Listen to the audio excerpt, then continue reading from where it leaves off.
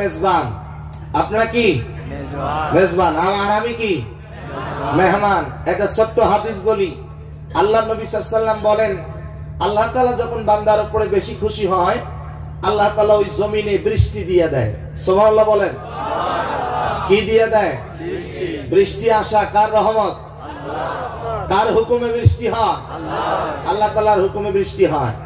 এর থেকেও আল্লাহ পাক যখন বান্দার উপরে বেশি খুশি হয়ে যায়, আল্লাহ তাআলা তখন ওই বাড়িতে, ওই গ্রামে, ওই মহল্লায়, ওই জেলায় মেহমান পাঠায়া দেয়। আরেকটু জোরে বলেন। তার থেকেও যখন আল্লাহ পাক ওই বান্দার উপর বেশি খুশি হয়ে যায়, আল্লাহ তাআলা তখন তাকে একটা কন্যা সন্তান দান করেন। এই জন্য বলেন তো, কন্যা সন্তান কার রহমত? কন্যা সন্তান হওয়া ভালো না খারাপ? ভালো। আল্লাহ নবী বলেন, যার ঘরে প্রথম কন্যা সন্তান হয়, ওই ঘরে আল্লাহ পাক স্পেশাল ভাবে খাস রহমত নাজিল করেন। নবীজি বলেন, যার দুইটা মেয়ে তার দুইটা জান্নাত। কি ব্যাপার, খুশি হন নাই? একটু জোরে বলেন না সুবহানাল্লাহ। নবীজি বলেন, যার তিনটা মেয়ে তার তিনটা জান্নাত। নবীজি বলেন, যার চারটা মেয়ে তার চারটা জান্নাত। তাহলে বলেন, মেয়ে হওয়া ভালো না খারাপ? অনেকেই মেয়ে হলে মন খারাপ করে। আছে না? আছে না? আপনাদের ভারতে অবশ্য নাই, আমার বাংলাদেশে আছে। আমি আপনাদের এই শিলচর, আপনারা এই যে এতগুলো মানুষ বিভিন্ন জায়গা থেকে এসেছেন, আমি আপনাদের কাছ থেকে জানতে চাই, আমার ভাষা, আমার কথা কি বোঝা যায়? আমার ভাষা বোঝা যায়? কারণ আমাদের এই যে বাংলাদেশের সিলেট নামে একটা জেলা আছে, সিলেট অঞ্চলের সাথে আপনাদের এই জায়গাগুলো একদম কাছাকাছি, একদম পাশাপাশি। তো সিলেট থেকে আমার বাড়ি বেশি দূরে নয়, মাত্র 700-750 কিলোমিটার দূরে। কথা বুঝতে পেরেছেন? সিলেট থেকে একদম কাছে, মাত্র 750-800 কিলোমিটার হবে আর কি।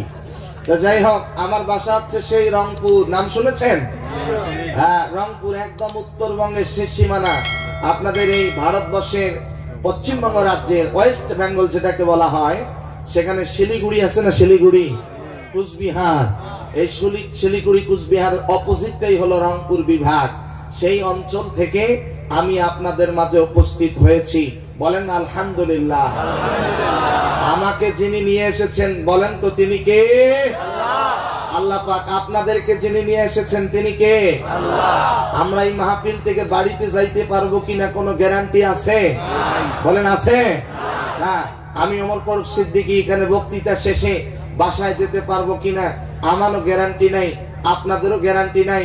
কারণ সব সময় কবরের মাটি আপনাকে আমাকে ডাকতেছে। কথা বলেন ঠিক কিনা? তোমার গহনা দিন ফুরাইয়া যাবে, গহনা দিন ফুরাইয়া যাবে, যৌবনে লাগবে ভাটি, ওই যে দেখো ডাকিতেছে তোমায় কবরের মাটি, ওই যে দেখো ডাকিতেছে তোমায় কবরের মাটি। ও সেদিন সন্ধ্যা হলে ডুববে রে বেলা, এক পলকে ভেঙ্গে যাবে তোমার রঙেরই মেলা। কারে দিবা তুমি জোরে ধামক, কারে দিবা তুমি জোরে ধামক, কার মাথায় ভাঙবা লাঠি, ওই যে দেখো ডাকিতেছে তোমায় কবরের মাটি, ওই যে দেখো ডাকিতেছে তোমায় কবরের মাটি। কথা বলেন, কথা কি ঠিক? আরো জোরে বলেন ঠিক। প্রতিদিন আপনাকে আমাকে কবরের মাটিগুলো ডাকতেছে। যুবক, কবরের মাটিগুলো ডেকে বলে, আয়, আমি এমন একটা জায়গা, ঘোর অন্ধকার জায়গা, এখন আপনি বাড়িতে গিয়ে ঘুমাবেন, ব্ল্যাঙ্কেট গায়ে দিবেন, শীত পড়েছে, কুয়াশা পড়েছে, ব্ল্যাঙ্কেট গায়ে দিবেন, কম্বল গায়ে দিবেন, লেপ গায়ে দিবেন। কিন্তু যখন আজরাইল এসে আপনার জানটা নিয়ে যাবে, ওই অন্ধকার কবরে রেখে আসবে, যেই কবরে ব্ল্যাঙ্কেট নাই, বিছানা নাই, বালিশ নাই, ওই অন্ধকার কবরে আপনাকে রেখে আসবে। তবে আলহামদুলিল্লাহ, এই গভীর রাত্রে যারা জেগে জেগে রসুলের মহব্বতে বসে আছেন, ওলি আল্লাহর মহব্বতে বসে আছেন, আল্লাহর কসম করে বলি, মৃত্যুর পরে ওই অন্ধকার কবরে যখন রেখে আসবে, কোরআন আমাদের সঙ্গী হয়ে যাবে, রসুল আমাদের সঙ্গী হয়ে যাবে, ওলি আল্লাহ আমাদের সঙ্গী হয়ে যাবে। বলেন না সুবহানাল্লাহ, আরেকটু জোরে বলেন না আল্লাহু আকবার। এই যে গভীর রাত আপনারা বসে আছেন, লাভ আছে না নাই? জোরে বলতে হবে, আছে না নাই? কি রকম লাভ এটা আমরা আস্তে আস্তে করে জানার চেষ্টা করব। সবাই বলেন না ইনশাআল্লাহ, আরেকটু জোরে বলেন ইনশাআল্লাহ। যে কোনো মুহূর্তে আপনার আমার মৃত্যু হতে পারে, আর মৃত্যু হওয়ার সাথে সাথে মসজিদের মাইকে এলান করা হবে, অমুক আর দুনিয়াতে বেঁচে একদিন তোমারি নাম মসজিদে হবে এলান। তৈরি থেকো, তৈরি রেখো কবরের মাল সামান, একদিন তোমারি নাম মসজিদে হবে এলান। কথা বলেন, কথা কি ঠিক? একদিন আপনার আমার নামটা মসজিদের মাইকে এলান করা হবে, অমুক আর দুনিয়াতে বেঁচে নাই, অমুকের সন্তান আর দুনিয়াতে বেঁচে নাই। আমরা সবাই মৃত্যু পথের যাত্রী, সবার মৃত্যু হবে। কথা বলেন ঠিক না বে ঠিক? এই রঙিন দুনিয়া একদিন সবাইকে ছেড়ে চলে যেতে হবে। রঙিন এই পৃথিবী সারিতে হইবে, সাদের এই দেহ মাটিতে খাইবে, শূন্য হবে জিন্দেগানি। কার লাগিয়া এত মায়া, এত চোখের পানি রে মন, কার লাগিয়া এত মায়া, এত চোখের পানি। সন্ধ্যা হলে ডুবিবে বেলা, সাঙ্গ হবে ভবেরি মেলা, কেউ বা দিবে আখিরি গোসল, কেউ বা দিবে আখিরি গোসল, কেউ বা আনবে আতর দানি। কার লাগিয়া এত মায়া, এত চোখের পানি রে মন, কার লাগিয়া এত মায়া, এত চোখের পানি। স্ত্রী বলেন, সন্তান বলেন, মা বলেন, বাবা বলেন, আপনি যখন মরে যাবেন আপনার সাথে কেউ কবরে যাবে না। আপনি কোরআন শুনতেছেন, রসুলের মহব্বতে বসে আছেন, ওলি আল্লাহর মহব্বতে বসে আছেন, আপনার এটাই কিয়ামতের ময়দানে আপনি লাভবান হয়ে যাবেন। বলেন না সুবহানাল্লাহ, আরেকটু জোরে বলেন না আল্লাহু আকবার। এই জন্য আমরা, কোরআন আছে যেখানে আমরা আছি, রসুলের মহব্বত আছে যেখানে আমরা আছি, হক্কানি উলামায়ে কেরাম পীর বুজুর্গ যেখানে আমরা আছি সেখানে। কারণ মৃত্যু তো হবে, কুল্লু নাফসিন যায়কাতুল মাউত, প্রতিটি প্রাণীকেই মৃত্যুর স্বাদ গ্রহণ করতে হবে। বাপজানের একটু জবান খুলে বলেন তো, ঘোষণা কার? তাই আসুন, মৃত্যু তো হবে, বাতিলের কাছে হার মেনে মৃত্যুবরণ করতে চাই না। বিড়ালের মতো বেঁচে থাকার দরকার নাই, সিংহের মতো আল্লাহর জমিনে 1 ঘন্টা বাঁচতে চাই।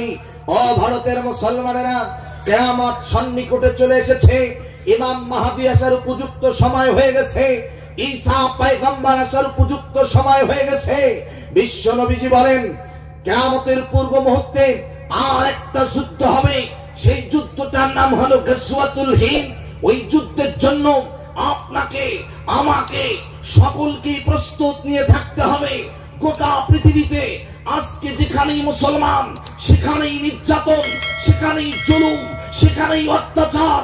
ফিলিস্তিনে মুসলমানেরা মরে, আফগানিস্তানে, মায়ানমার, বসনিয়া, চেচনিয়া, ভারতের মুসলমানদেরকে বলতে চাই, গোটা পৃথিবীর মুসলিম উম্মাহকে ঐক্যবদ্ধ হতে হবে।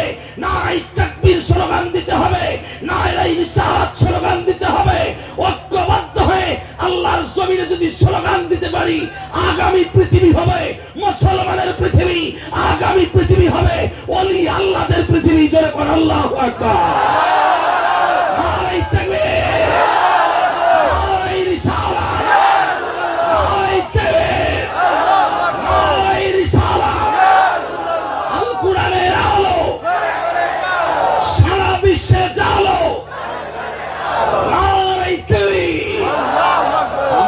জবান খুলে বলেন ঐক্যবদ্ধ হওয়ার দরকার আছে না নাই? কিন্তু দুঃখজনক হলেও সত্য কথা, আমাদের ভিতরে ঐক্যবদ্ধতা নাই। আমরা একজন আর একজনকে দেখতে পারি না, এক মৌলবী আর এক মৌলবীরও দেখতে পারি না, এক মসজিদের সভাপতি আর এক মসজিদের সভাপতিরও দেখতে পারি না। কথা বলেন না কেন? কথা বলেন, কথা বলেন, কথা বলেন। অথচ বলেন তো আমাদের আল্লাহ কয়জন? একজন। আমাদের নবী কয়জন? একজন। কোরআন কয়টা? একটা। আমাদের প্রভু এক, এক নবীর উম্মত, জীবন বিধান এক, ওই শিবানী কোরআন। তবে কেন এক নও হে মুসলমান, এক হও করিয়া আহ্বান।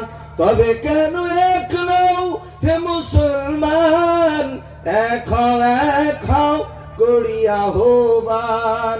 বাইতুল্লাহ এক, মদিনা শরীফ এক, উহুদ পাহাড় এক, বদরের মাঠ এক। একটা তো জীবন আর মরণ তো একবার। জীবন কয়টা? মরণ কয়বার?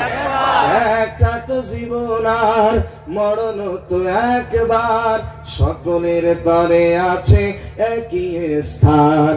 তবে কেন এক নও হে মুসলমান, এক হও করিয়া আহ্বান। বলেন না আমিন? আরেকটু জোরে বলেন। এজন্য স্লোগান দিতে হবে, দুনিয়ার মুসলিম, দুনিয়ার মুসলিম,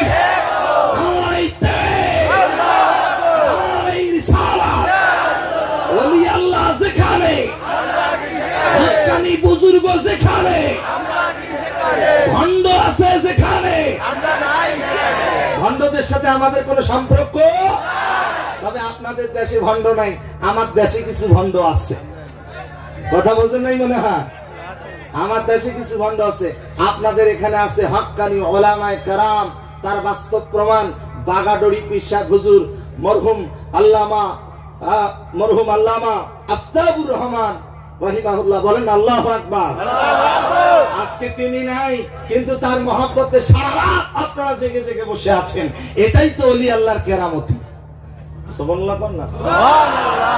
আরেকটু জোরে বলেন সুবহানাল্লাহ। আপনাদের কষ্ট হচ্ছে না তো?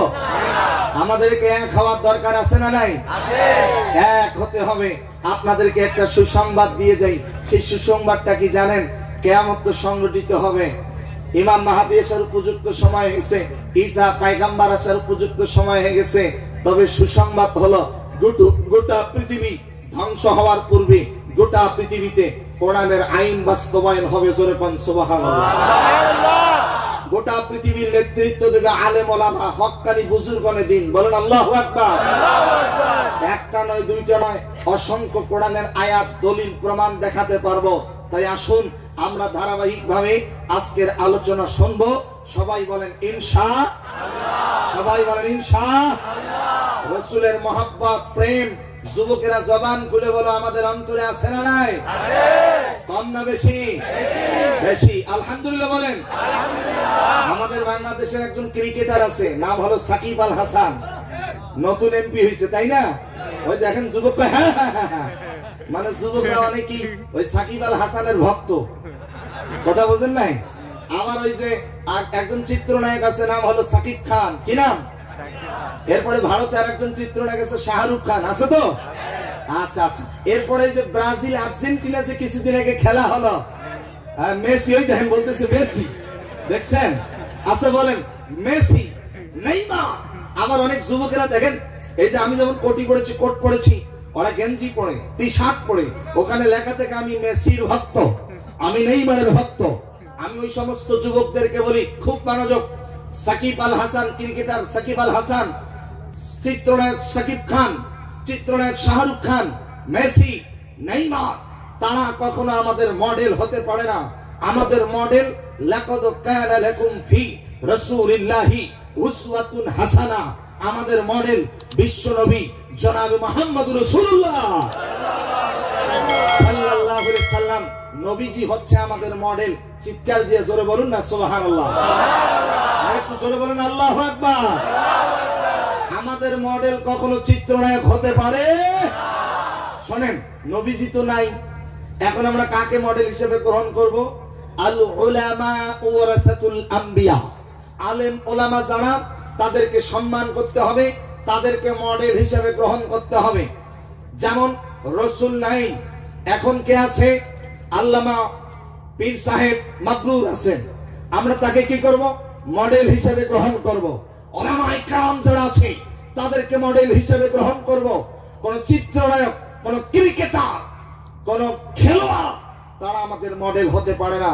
আমাদের মডেল বিশ্ব নবী জনাবে মুহাম্মদুর রাসূলুল্লাহ সাল্লাল্লাহু আলাইহি সাল্লাম, যে নবীকে আল্লাহ তাআলা গোটা পৃথিবীবাসীর জন্য রহমত স্বরূপ পাঠিয়েছেন।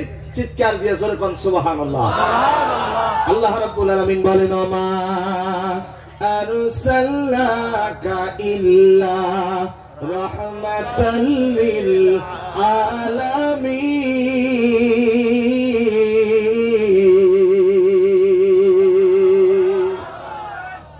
এই যে দেখেন, আগে ওয়াজ শুনেন, তারপরে আমল করেন। আল্লাহ নবী বলেন আলিফ লাম মিম, তিনটা অক্ষর। বলেন কয়টা? তিনটা। আমার কোন উম্মতের জবান থেকে যখন তিনটা অক্ষর উচ্চারণ হবে, আল্লাহর ফেরেশতারা তার আমলনামায় কমের পক্ষে 30টা নেকি দিয়ে দেবেন। আমি ওমর ফারুক সিদ্দিকী এখন এই গভীর রাত্রে যতবার কোরআন তেলাওয়াত করব, এক একটা অক্ষরের বিনিময়ে 10টা করে নেকি দিবেন কে? আল্লাহ। শিলচরের ভাইরা, আমার তেলাওয়াত শেষে আপনারা যদি আল্লাহু আকবার বলে আল্লাহকে খুশি করতে পারেন, আল্লাহ সুবহানাহু ওয়া তাআলা আমাদের প্রত্যেকের আমলনামায় সমপরিমাণ সওয়াব দিয়ে দেবেন। সুবহানাল্লাহ। এজন্য আপনারা আল্লাহু আকবার বলতে পারবেন না ইনশাআল্লাহ? সবাই একসাথে বলেন আল্লাহু আকবার। আল্লাহু আকবার। তাহলে একবার ট্রেনিং হয়ে যাক, দেখি পারেন কিনা। ওমা আরসালনাকা ইল্লা রাহমাতাল লিল আলামিন।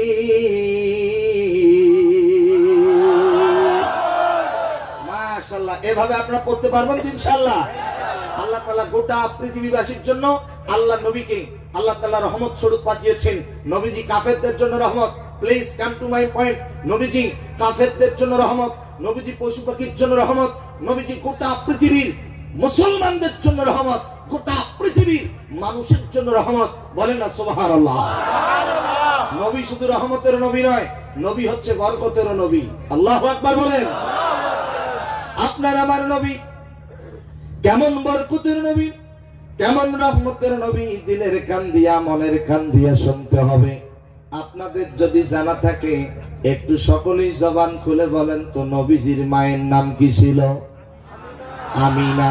জবান খুলে বলেন, নবীজির মায়ের নাম কি ছিল? নবীজির মায়ের নাম ছিল আমিনা।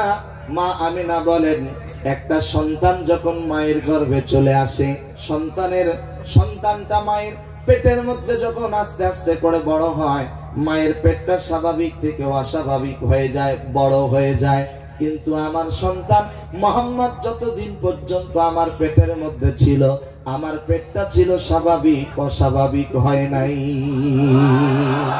নবীজির মা আমিনা বলেন, আমি প্রচন্ড রোদের মধ্যে বের হলাম, রোদের তাপে মাথার ঘামগুলো জমিনে পড়ে, কিন্তু আমার সন্তান মুহাম্মদ যখন আমার গর্ভে চলে এসেছে, প্রচন্ড রোদের মধ্যে বের হলাম, লক্ষ্য করে দেখি আমি আমিনার মাথার উপরে আসমান থেকে কে যেন ছায়া বর্ষণ করতেছে। আরেকটু জোরে বলবেন না সুবহানাল্লাহ। নবীজি হচ্ছে রহমতের নবী, নবী হচ্ছে বরকতের নবী।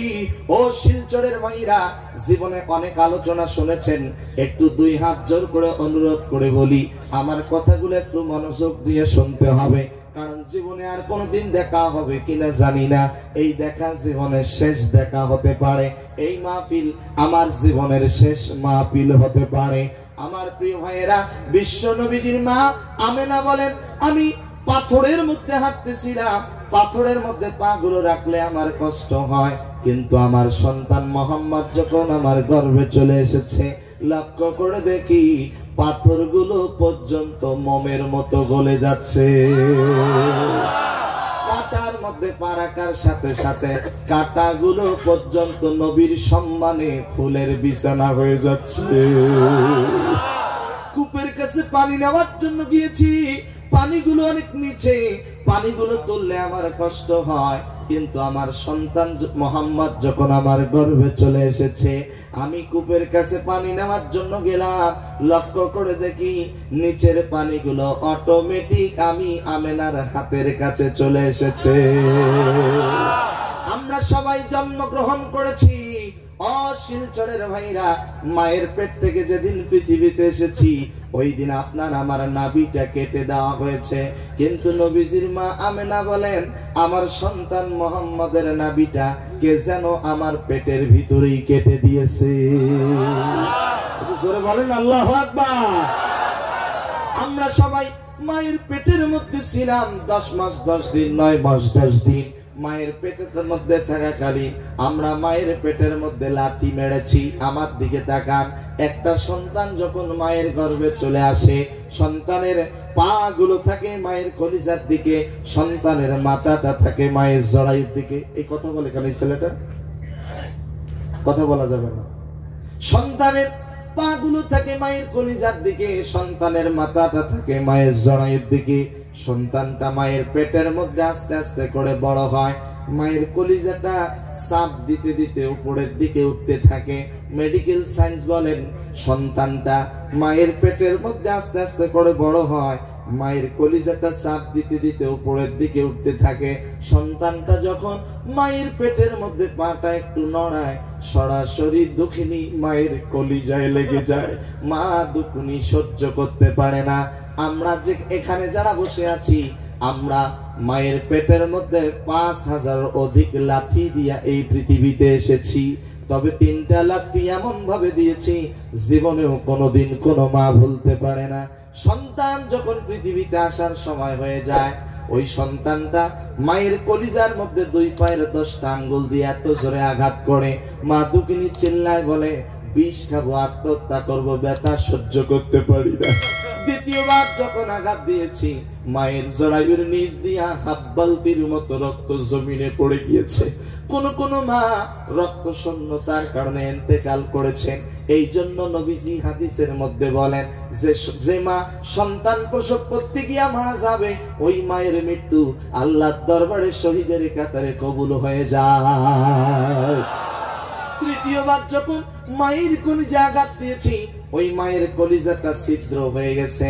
বিশ্বাস যদি না হয়, আগামীকালকে যাবেন যে মায়ের নরমালে সন্তান ডেলিভারি হয়েছে, যে বোনের নরমালে সন্তান ডেলিভারি হয়েছে, ওই মায়ের কলিজা পরীক্ষা করে দেখবেন কালো কালো ছোট ছোট দাগ দেখা যায়।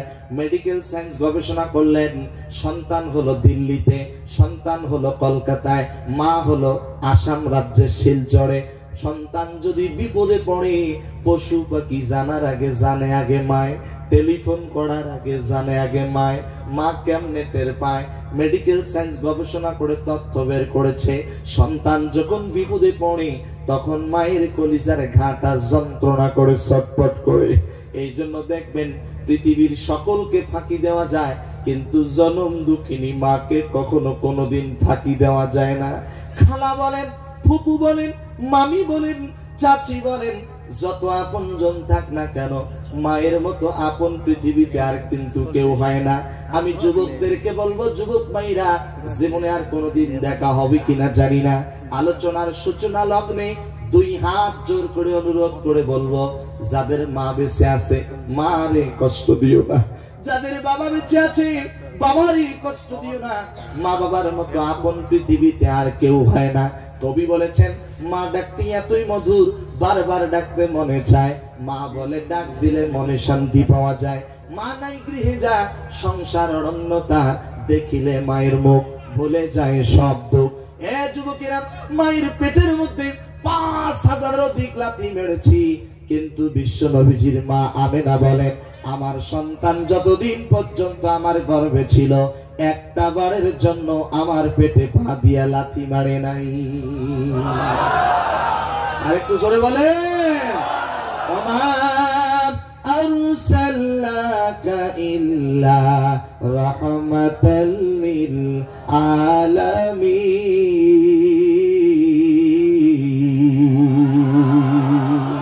নবী হচ্ছে রহমতের নবী, নবী হচ্ছে বরকতের নবী। নবী কেমন রহমতের নবী? দিলের মধ্যে লেগে যায়, কলিজায় লাগে। আমার দিকে তাকান, মনোযোগ দিয়ে শোনেন। আল্লাহর নবীর প্রিয় মা আমেনা বলেন, প্রতিটি সন্তান জন্মের পরে উম্মা টোয়া টোয়া করে কান্না করে, কিন্তু আমার সন্তান মুহাম্মদ যখন জন্মগ্রহণ করেছে, আমি লক্ষ্য করে দেখি আমার সন্তান শিশু মুহাম্মদ সিজদারত অবস্থায় জন্ম নিয়েছে। দুইটি হাত জমিনে, দুইটি হাঁটু জমিনে, নাক আর কপাল জমিনে।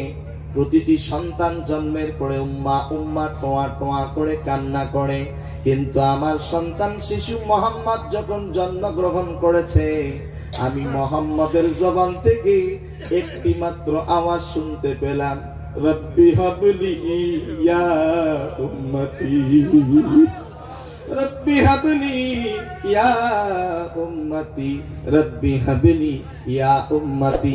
এই বলে বলতেছে, আর নবীজি আল্লাহকে ডাকতেছে, রব্বি হাবলি ইয়া উম্মতি। নবীজি জন্মের সাথে সাথে উম্মতকে ভুলে যায় নাই, অথচ আমরা সেই গুনাহগার উম্মত ওই নবীজিকে ভুলে গিয়েছি। আমি আমার প্রিয় ভারতবর্ষের ভাইদের কাছ থেকে জানতে চাই, ওই রাসূল হচ্ছে আমাদের মডেল, ওই নবী হচ্ছে আমাদের আদর্শ। জবান খুলে বলেন তো, সেই নবী শুয়ে আছেন কোথায়? শুধু মদিনায় বলা যাবে না, সোনার মদিনা। বলেন না কিসের মদিনা? আরো জোরে বলেন, কিসের মদিনা? একটু দিল থেকে আওয়াজ দিয়া বলেন তো, সেই সোনার মদিনায় যেতে মন চায় কি চায় না? এত আস্তে বললেন, যদি চায় কথাটা আমার আল্লাহ কবুল করে, তাহলে যে কোনো সিলাই চলে যাবেন।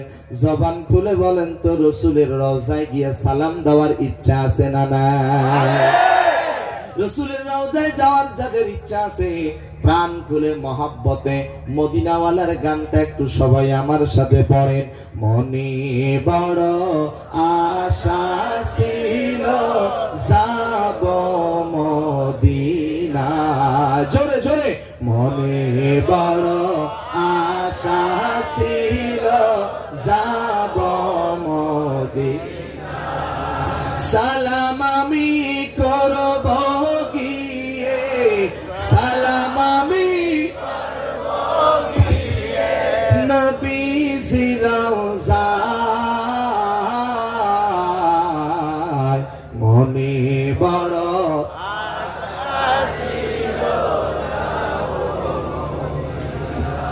সবাই মহব্বতে। মনে বড় আশা ছিল যাব মদিনা, আরব সাগর পাড়ি দেব, নাই তো আমার তোহরি,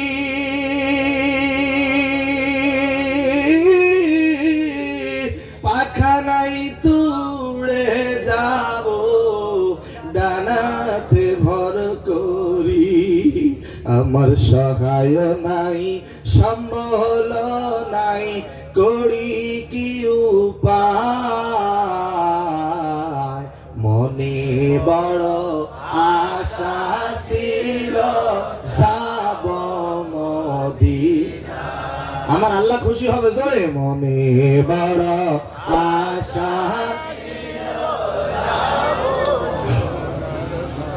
আমি মুসাফির, আল্লাহর কাছে দোয়া করি, আল্লাহ তাআলা যেন আমাদের সকলকে জীবনে একটিবারের জন্য হলেও সোনার মদিনায় যাওয়ার তৌফিক দান করুন। এবং যারা গিয়েছেন, আল্লাহ পাক যেন তাদেরকে আবারও যাওয়ার তৌফিক দান করুন। জোরে বলেন না আমিন।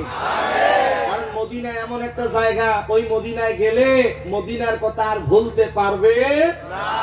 সোনার মদিনা আমার প্রাণের মদিনা, সবই ভুলিব কিন্তু নবী তোমায় ভুলব না। সোনার মদিনা আমার প্রাণের মদিনা, সবই ভুলিব কিন্তু নবী। হাতগুলো একটু নাড়ায় বলেন, আল্লাহর ফেরেশতারা দেখতেছে। সবই ভুলিব কিন্তু নবী ভুলিনি, ভুলব না, ভুলতে পারি না। ভুলিনি, ভুলব না, ভুলতে পারি না।